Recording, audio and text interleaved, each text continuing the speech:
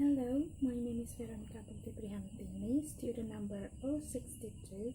So here I'm going to explain about multidimensional semiotic system. Multidimensional semiotic system means that the system of meaning in a language can be seen in a multi-dimension. In this context, Halliday points out 5 principles: paradigmatic, stratification, metafunctional, syntagmatic, and instantiation. And then I'm going to explain about paradigmatic dimension. So in paradigmatic dimension, we see meaning as choice, in which we can choose options of words in our environment.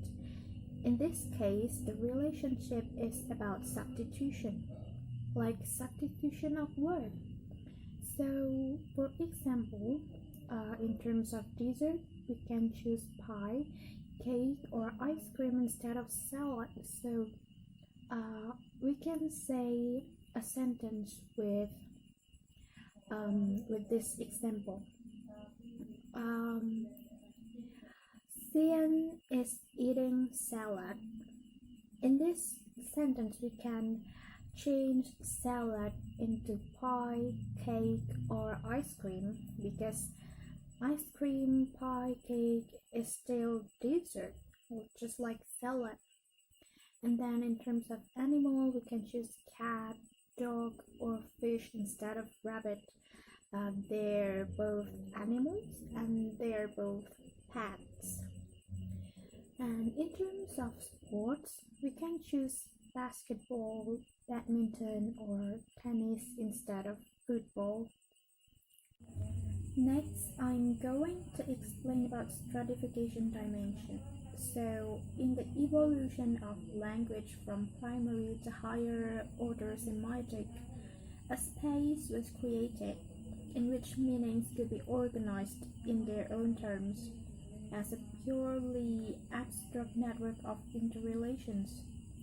Between the content of form pairing of simple semiotic system emerged organizational space, referred to as Lexico Grammar. This development put language on the road to becoming an apparently infinite meaning-making system, or in Halliday we call it layering meaning. And it's just like a baby talk or something like that. And next, I'm going to explain metafunctional dimension. So metafunctional dimension means language as tools to make meanings about words around and inside us. In metafunction, we can find interpersonal or interpersonal metafunction, experiential or ideational metafunction, and then textual metafunction. So in interpersonal, we see interaction between speaker and addressee. For example, in sentence, "you can do this," we can see the mood and residue. So in interpersonal metafunction, we have mood and residue. You can do this. You can is mood, and do this is residue. So something which is not mood called residue. And then experiential. In experiential metafunction is construing experience of the world around and inside us. For example, I use one sentence in these 3 metafunctions. So in experiential metafunction, we can find actor, process, and goal. You as an actor can do as process and this as goal. So the goal of the sentence "you can do this" is this.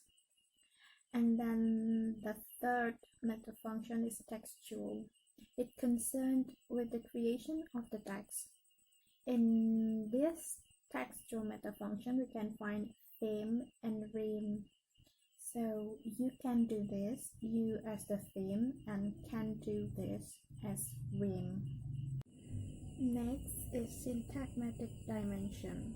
The structure which lays together in time could be spoken or written. In this case, the relationship are about positioning.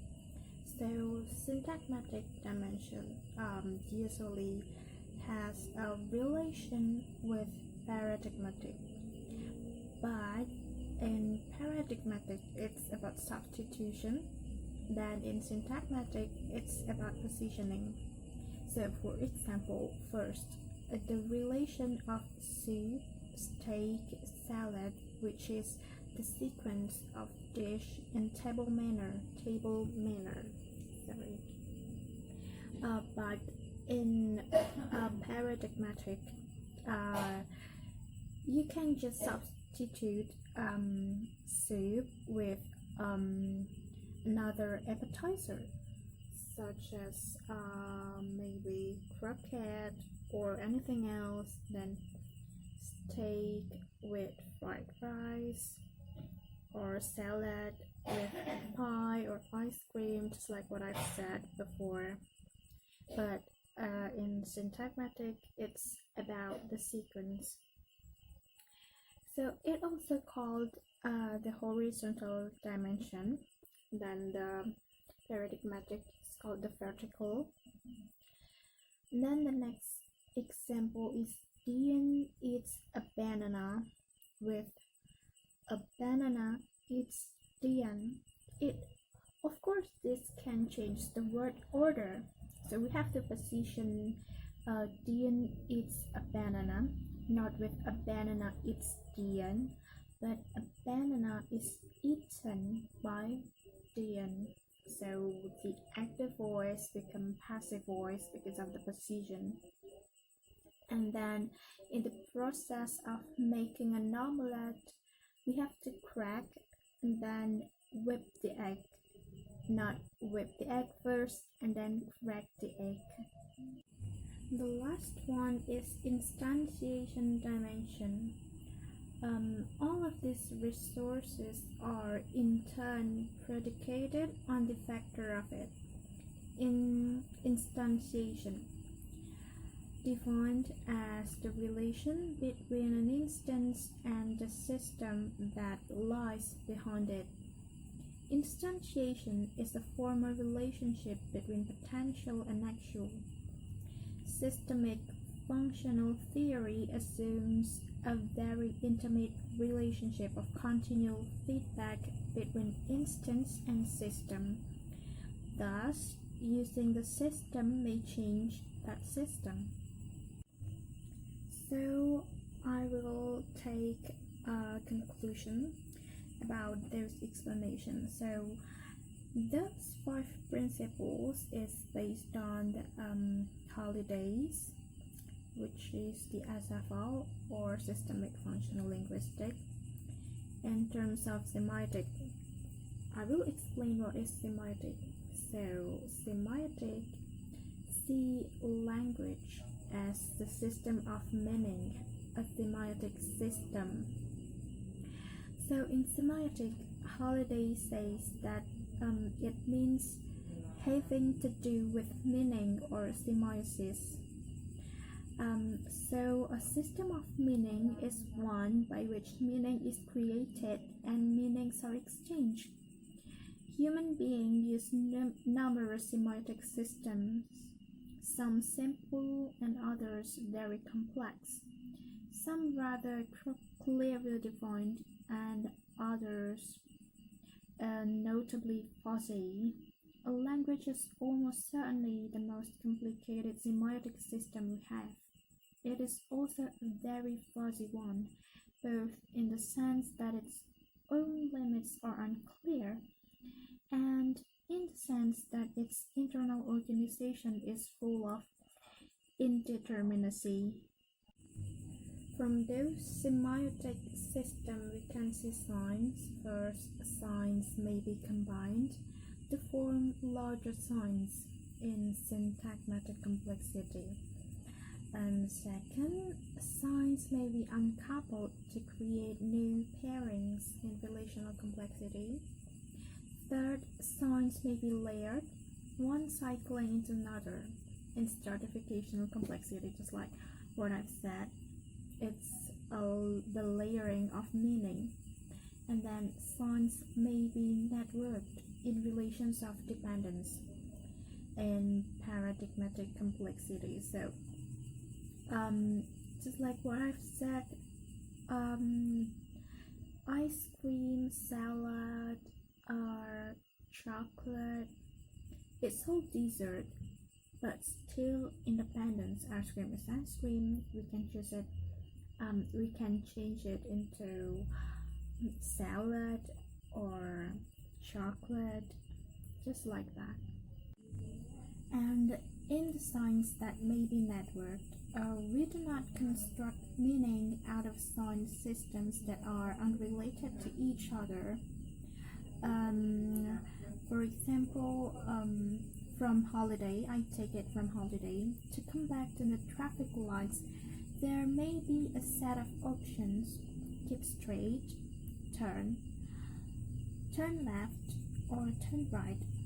It's still turn, but if so, this is obviously dependent on selecting the option go at counterpoint. The feature go becomes the entry condition to this further option. Some sets of options, on the other hand, may share the same entry condition but be independent of each other. It is this organization in system networks that makes it possible for a language to expand its meaning potential more or less indefinitely. So that's all from me. Thank you for your attention. Hope you enjoy this video and hope this will bring more knowledge. So thank you.